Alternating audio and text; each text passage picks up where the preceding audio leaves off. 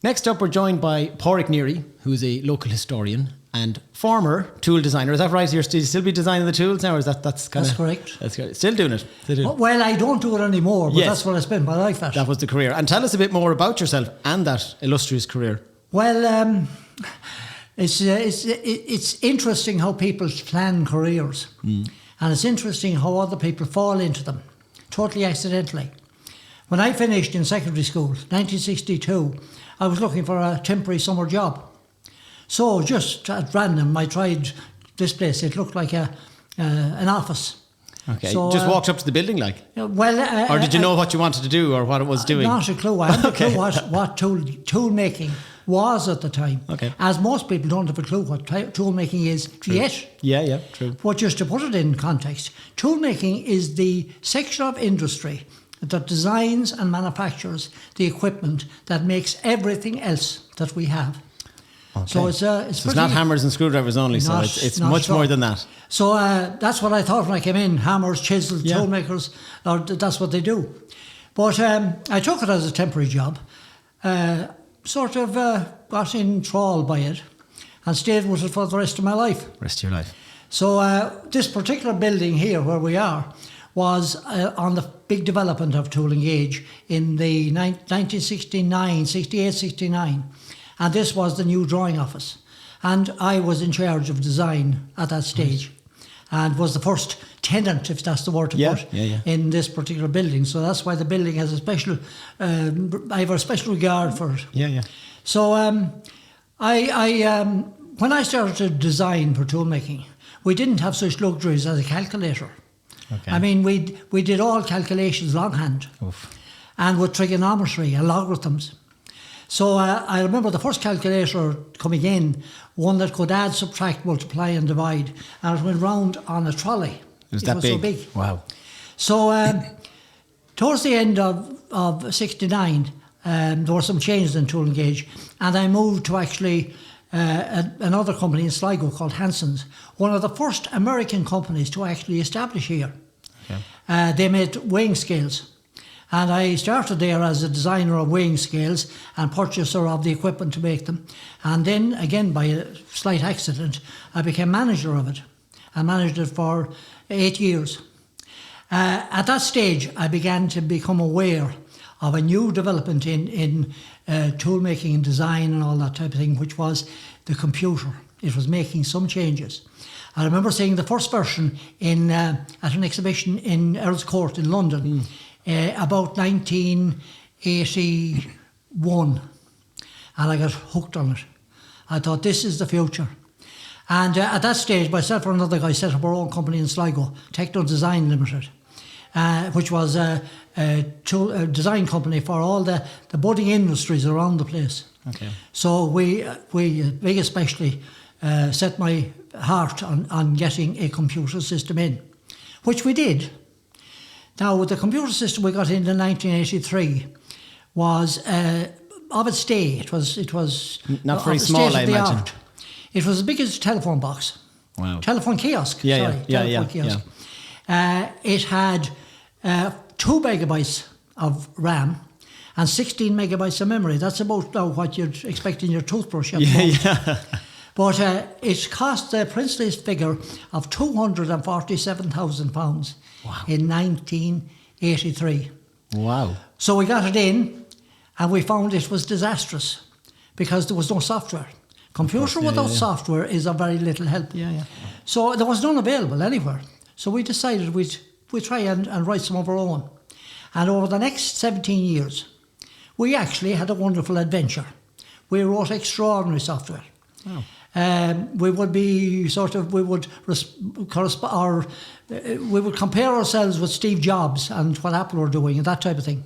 Because Steve Jobs, actually, he always considered himself a toolmaker to the world. Right. And see what he achieved. Yeah. Well, actually, we achieved wonderful things as well.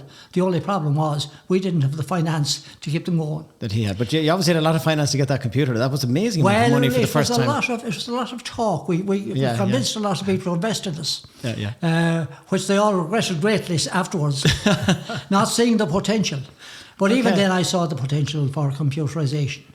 And we did extraordinary stuff for a very small operation, but nobody knew what we were doing, and nobody would believe us that this was the way of the future. Yeah. And then we had, of course, the crash, the computer crash of the late 90s, and then nobody would touch us.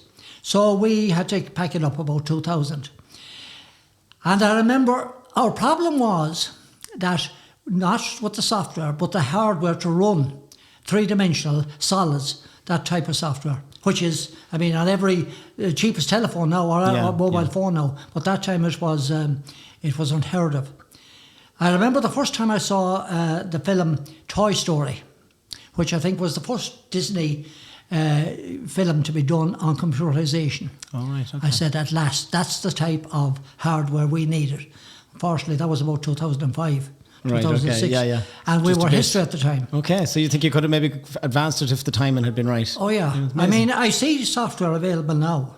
Yeah. And it's not any further advanced. We were that advanced in 1993, 94. Wow. But as I say, couldn't get the equipment to roll it on. And what do you think, as someone, you know what I mean, now not in the software industry, but like still involved in technology, what do you think the key thing for having this smart community, you know, in Tubbercurry? What for you? Well, I'm delighted. I mean, the Tool Engage, I believe, was the start of the smart economy in Ireland. In the whole of Ireland, right? On the whole of Ireland. Yeah. I mean, the sort of things we were doing without any computerisation, any calculators even, back in the 1960s was phenomenal and was comparable with anything that the Americans could do or the Japanese or the Germans. Wow. In fact, I worked a lot with the Germans afterwards, and one thing I found was that we were every bit as smart. In fact, in lots of ways, a bit smarter than most people in that respect. Yeah. And it was strange because we were straight, you could say, from the bog into the a lot of good things come from the bog too. But it was amazing how the guys, and it was, as I say, mostly guys in the tool making, and still is, believe it or not, how they adapted and how proficient and how good they became. Yeah. As I say, we could compare with anyone in the world. And away from your tool making now, you're a poet, Oh, well. playwright, and do you see you using this facility in some capacity in that world? Well, I don't know. Maybe you've put something in my mind. Maybe I could record something. But one thing I found out why poets all look so miserable. If they have to live on their earnings from poetry, they're in dire straits. Yes, That's my finding anyway. But again, I think this hub here is a creative hub as much as anything else, and whether there's the next Paudraic poet playwright coming along, we'll have the room for them to come in and use it. The other thing, actually, of course, is we're only now beginning to react to what computerisation has done. I mean, one of the big things that we have never taken really into account is how we're going to employ people, because we won't need nearly as many people. I mean, we know of in the industry and so forth, how many people have been replaced. Yeah. It's going to happen in what I would call the information areas as well. You know, all there's so much work done on computerisation now. They knew when the computers, as they get stronger, they won't talk to people, they'll talk to each other. And do you think the technology has gone a bit too far? No. Where's the happy medium, or what's your position? It's wonderful if we adapt. Right. But the one thing we have to do, we never had so much wealth in the world. And unfortunately, what is happening is computerisation is concentrating that wealth in even fewer hands. True. And we're not actually preparing to give people, they have a much better living, they have very good living available now. Yeah. But it's a living that is not based in entitlement. Okay. I mean, we have to give a situation where people are entitled to an income. Now, I read something on this week's papers, actually, where someone is talking about an entitlement income. In Ireland at the moment. Yeah. That's music to my ears. Okay. Because we're going to have to do that. We have more wealth than the world than was ever imaginable before. We can do greater things than the magic of fairy tales could do with computerisation. But we're not adapting. We are excluding people. We are actually making people dependent on the credit card, dependent on borrowed money. The money shouldn't be borrowed. I mean, we should have a situation now where we have the ability. The wealth should belong to a lot of more people. I gather in the United States, about 2% of the population own 98% of the wealth.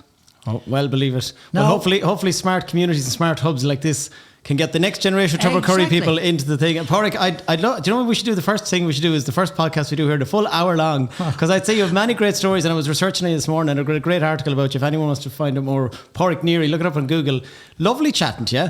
I could chat all day, but we've loads of people come in and say hi to, Right. and Well, a fabulous, actually- fabulous story, a wonderful story. I didn't know any of that, so we'll definitely have to have a proper chat to you That's another day. on the beginning of it. when we're not under time restraints. That's Paudraic, fine. thank you so much for joining Well, I us. appreciate it, and thank you very much. No bother. Thank you. Have a good day. Okay.